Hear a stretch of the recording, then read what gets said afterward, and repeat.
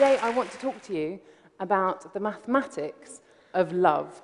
Now, I think that we can all agree that mathematicians are famously excellent at finding love. But it's not just because of our dashing personalities, superior conversational skills, and excellent pencil cases.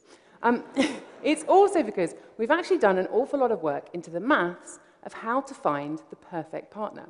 Now, in my favourite paper on the subject, which is entitled Why I Don't Have a Girlfriend, Peter Backus tries to rate his chances of finding love. Now, Peter's not a very greedy man. Of all of the available women in the UK, all Peter's looking for is somebody who lives near him, somebody the right age range, somebody with a university degree, somebody who's likely to get on well with, somebody who's likely to be attractive, somebody who's likely to find him attractive. And comes up with an estimate of 26 women in the whole of the UK. It's not looking very good, is it, Peter? Now, just to put that into perspective, that's about 400 times fewer than the best estimates for how many intelligent extraterrestrial life forms there are. And it also gives Peter a 1 in 285,000 chance of bumping into any one of these special ladies on a given night out. I like to think that's why mathematicians just don't really bother going on nights out anymore. But the thing is that I personally don't subscribe to such a pessimistic view, because I know, just as well as all you do, that love doesn't really work like that. Human emotion isn't neatly ordered and rational and easily predictable. But I also know that that doesn't mean that mathematics hasn't got something that it can offer us, because love, as with most of life, is full of patterns. And mathematics is ultimately all about the study of patterns. Patterns from predicting the weather to the fluctuations in the stock market, to the movement of the planets or the growth of cities. And if we're being honest, none of those things are exactly neatly ordered and easily predictable either.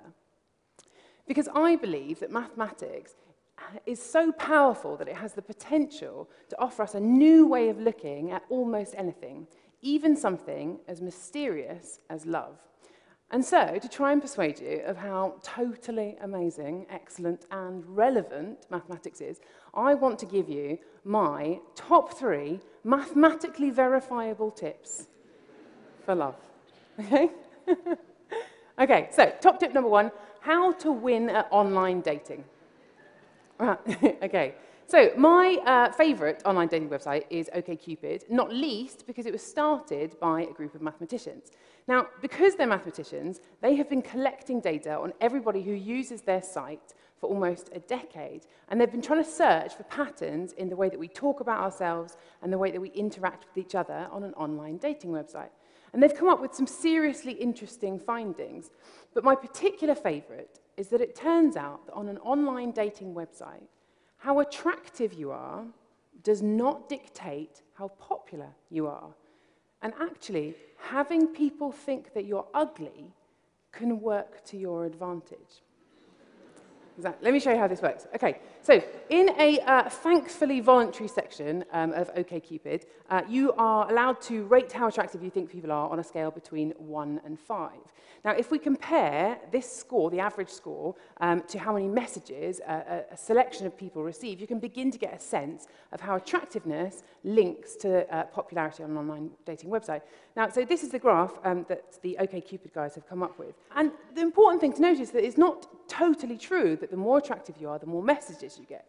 But the question arises then of what is it about people up here who are so much more popular than people down here, even though they have the same score of attractiveness.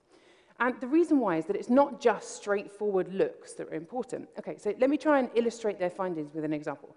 So if you take someone like Portia de Rossi, for example. Now, everybody agrees that Portia de Rossi is a very beautiful woman. Nobody thinks that she's ugly, but she's not a supermodel either. Now, if you compare Portia de Rossi to someone like Sarah Jessica Parker, now, a lot of people, myself included, I should say, think that Sarah Jessica Parker is seriously fabulous, and possibly one of the most beautiful creatures to have ever walked on the face of the earth. But some other people, i.e. most of the internet, seem to think she looks a bit like a horse.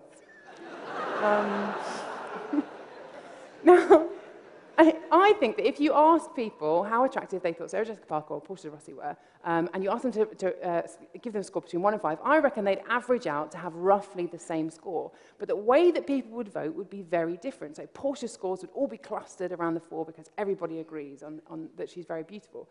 Whereas Sarah Jessica Parker completely divides opinion. There'd be a huge spread in her scores. And actually, it's this spread that counts, and it's this spread that makes you more popular on an online internet dating website. So what that means then is that if some people think that you're attractive, you're actually better off having some other people think that you're a massive minger. That's much better than everybody just thinking that you're the cute girl next door. Now, I think this begins to make a bit more sense when you think in terms of the people who are sending these messages. So let's say that you think somebody's attractive, but you suspect that other people won't necessarily be that interested. That means there's less competition for you, and it's an extra incentive for you to get in touch. Whereas compare that to if you think somebody's attractive, but you suspect that everybody's going to think they're attractive. Well, why would you bother humiliating yourself? Let's be honest. But here's where the really interesting part comes, because when people choose the pictures that they use in an online dating website, they often try and minimize the things that they think some people will find unattractive. So the classic example is people who are perhaps a little bit overweight, deliberately choosing a very cropped photo, or bald men, for example, deliberately choosing pictures where they're wearing hats. But actually, this is the opposite of what you should do if you want to be successful. You should really, instead, play up to whatever it is that makes you different, even if you think that some people will find it unattractive. Because the people who fancy you are just going to fancy you anyway, and the unimportant losers who don't, well, they only play up to your advantage. Okay, top tip number 2, now how to pick the perfect partner. So let's imagine then that you're a roaring success on the dating scene. But the question arises of how do you then convert that success into longer-term happiness? And in particular, how do you decide when is the right time to settle down? Now, generally, it's not advisable to just cash in and marry the first person who comes along and shows you any interest at all. But equally, you don't really want to leave it too long if you want to maximize your chance of long-term happiness. As my favorite author, Jane Austen, puts it, an unmarried woman of 7 and 20 can never hope to feel or inspire affection again. Yeah, thanks a lot, Jane. What do you know about love? But okay, so the question is then, how do you know when is the right time to settle down, given all the people that you could date in your lifetime? Now, thankfully, there's a rather delicious bit of mathematics that we can use to help us out here called optimal stopping theory. Okay, so let's imagine then that you start dating when you're 15, and ideally, you'd like to be married by the time that you're 35. And there's a number of people that you could potentially date across your lifetime, and they'll be at kind of varying levels of goodness.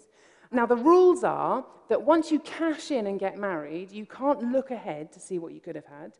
And equally, you can't go back and change your mind, in my experience at least. I find that typically people don't much like being recalled years after being passed up for somebody else. That's just me. Okay, so the math says then that what you should do, in the first 37% of your dating window, you should just reject everybody as serious marriage potential. And then you should pick the next person that comes along that is better than everybody that you've seen before. So here's the example. Now, if you do this, it can be mathematically proven, in fact, that this is the best possible way of maximizing your chances of finding the perfect partner. Now, unfortunately, I have to tell you that this method does come with some risks. For instance, imagine if your perfect partner appeared during your first 37%. Now, unfortunately, you'd have to reject them.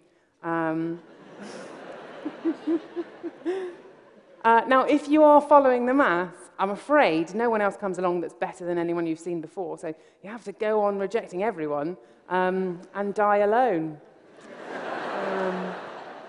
Probably surrounded by cats, nibbling at your remains. Okay, another risk is, let's imagine instead that the first people that you dated in your first 37% are just incredibly dull, boring, terrible people. Now, that's okay because you're in your rejection phase, so that's fine. You can reject them. But then imagine the next person to come along is just marginally less boring, dull, and terrible than everybody that you've seen before. Now, if you are following the maths, I'm afraid you have to marry them and end up in a relationship which is frankly suboptimal. Sorry about that. But I do think that there's an opportunity here for Hallmark to cash in on, to really cater for this market. A Valentine's Day card like this. My darling husbands, you are marginally less terrible than the first 37% of people that I dated. Yeah. So it's actually more romantic than I normally manage. Okay, so this method doesn't give you a 100% success rate, but there's no other possible strategy that can do any better. And actually, in the wild, there are certain types of fish which follow and employ this exact strategy. So they reject every possible suitor that turns up in the first 37% of the mating season, and then they pick the next fish that comes along after that window that's, I don't know, bigger and burlier than all of the fish that they've seen before. But I also think that subconsciously, humans, or we do sort of do this anyway, so we give ourselves a little bit of time to kind of play the field, get a feel for the marketplace or whatever when we're young, and then we only start looking seriously at potential marriage candidates once we hit our mid to late 20s. And I think this is conclusive proof, if ever it were needed, that everybody's brains are pre-wired to be just a little bit mathematical. Okay, so that was top tip number 2. Now top tip number 3, how to avoid divorce. Okay, so let's imagine then that you picked your perfect partner and you're settling into a lifelong relationship with them. Now, I like to think that everybody would ideally like to avoid divorce, apart from, I don't know, Piers Morgan's wife, maybe. But it's a sad fact of modern life that 1 in 2 marriages in the States end in divorce, with the rest of the world not being far behind. Now, you could be forgiven, perhaps, for thinking that the arguments that precede a marital breakup are not an ideal candidate for mathematical investigation. For one thing, it's very hard to know what you should be measuring or what you should be quantifying. But this didn't stop a psychologist, John Gottman, who did exactly that. And Gottman observed hundreds of couples having a conversation and recorded, well, everything you can think of. So he recorded what was said in the conversation, he recorded their skin conductivity, he recorded their facial expressions, their heart rates, their blood pressure, basically everything apart from whether or not the wife was actually always right.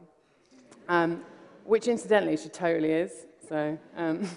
But what Gottman and his team found, was that one of the most important predictors for whether or not a couple were going to get divorced was how positive or negative each partner was being in the conversation.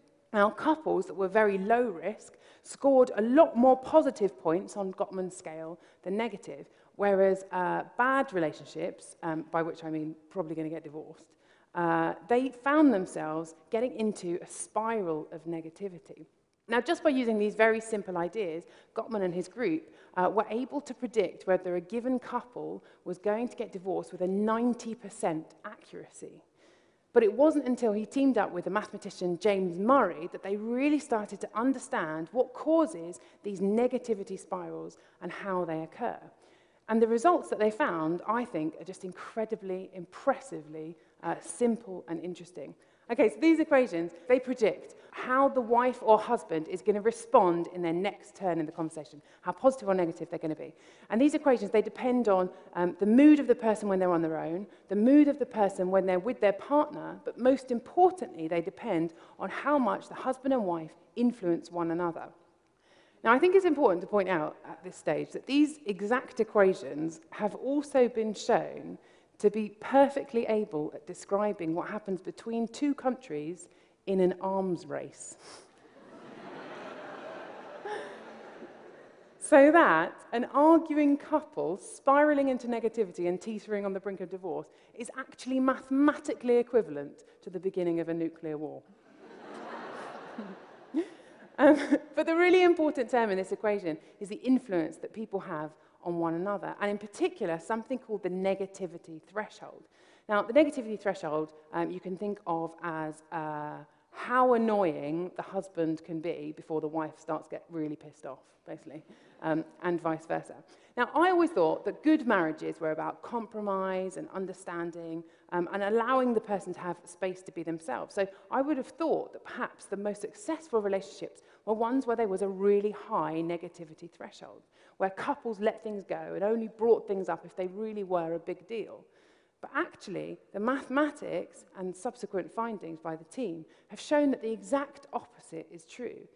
The best couples, or the most successful couples, are the ones with a really low negativity threshold. These are the couples that don't let anything go unnoticed and allow each other some room to complain. These are the couples that are continually trying to repair their own relationship, that have a much more positive outlook on their marriage. Couples that don't let things go, and couples that don't let trivial things end up being a really big deal. Now, of course, it takes a bit more than just a low negativity threshold and not compromising to have a successful relationship. But I think that it's quite interesting to know that there is really mathematical evidence to say that you should never let the sun go down on your anger. Okay, so those are my top 3 tips of how maths can help you with love and relationships. But I hope that aside from their use as tips, they also give you a little bit of insight into the power of mathematics. Because for me, equations and symbols aren't just a thing. They're a voice that speaks out about the incredible richness of nature and the startling simplicity in the patterns that twist and turn and warp and evolve all around us, from how the world works to how we behave. And so I hope that perhaps for just a couple of you, a little bit of insight into the mathematics of love can persuade you to have a little bit more love for mathematics. Thank you.